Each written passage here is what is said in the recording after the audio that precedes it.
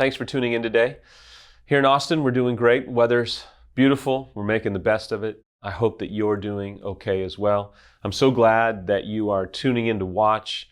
I'm honored to be a voice in your life. I get messages from all over the world about people who just really enjoy these videos, but also connect with other people and just don't feel so alone. Right now, we're all dealing with some type of tendency or temptation to feel isolated and abandoned, but it's up to us to diffuse that. It's up to us to stay connected. And today, it's going to be a bit of a difficult conversation. I've had this question over the last few weeks, and I felt like it's time to really kind of speak to it. I wanted to bring someone in to do an interview, but as you can imagine right now, it's tough to pull that off. And it's not going to be able to happen for probably a few weeks. But I am working on a couple of guests to come in to share their story with you and what they did to move on. And that's what we're going to talk about today. What do you do when the unfaithful decides to end the relationship, go be with their affair partner, and be done with the relationship? I have the fortunate opportunity to talk to betrayed spouses, men and women all over the world.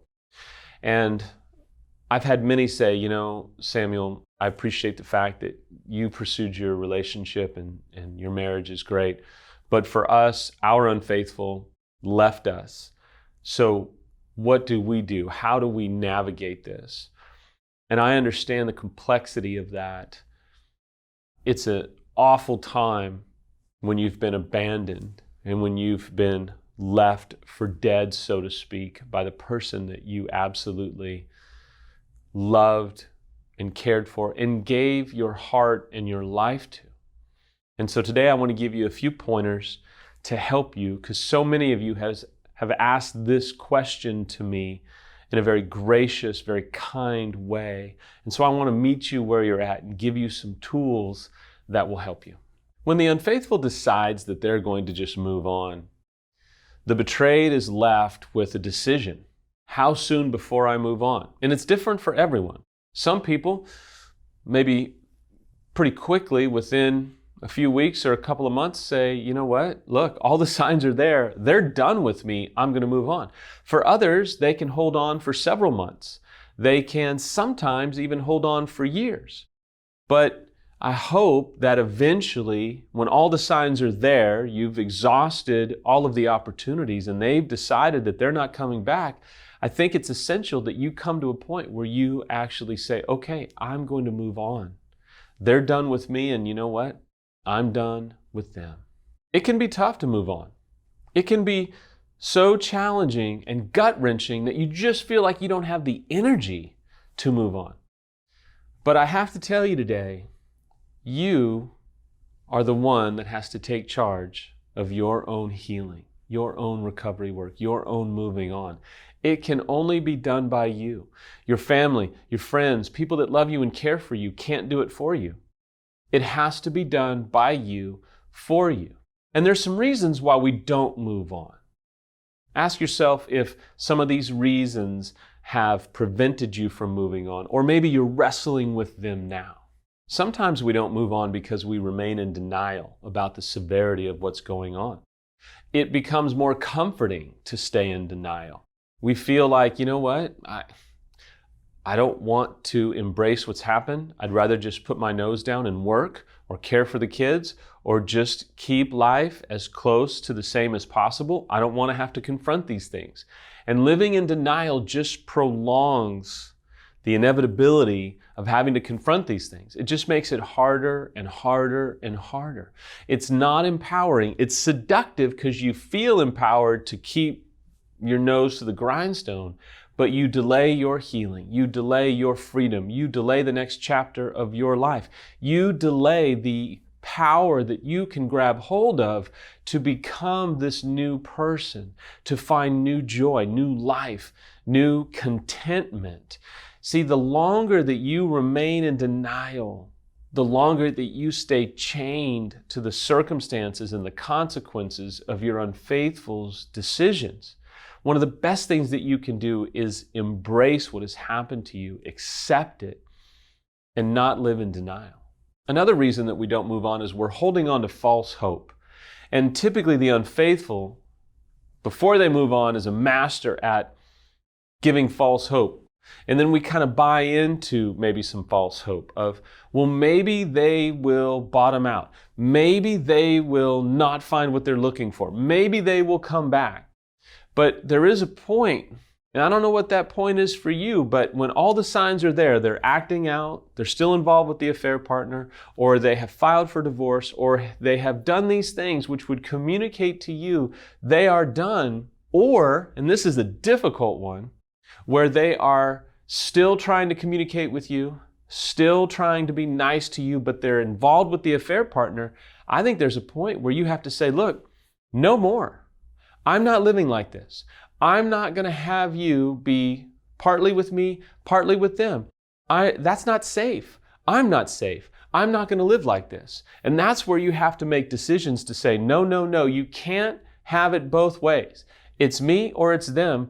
Or it's let's go get expert help like an intensive, and then we can decide if you're here or not. But I'm not going to sit back and tolerate you having two lives that I'm fully aware of that you're having. Because if there are no consequences to their double lives, what makes you think that they're going to sober up, wake up on their own? Typically, they don't. Typically, they will try to live that double life as long as they can until someone says enough is enough. Next is we're afraid to move on. Man, the fear of being on your own, or even just the fear of not being married, even though your spouse is with someone else, is overwhelming. The fear of having to take ownership of this new life, the fear of what life will look like. What will people say? What will your kids say? What will it be like to be on your own? Man, the fear is overwhelming. I get it.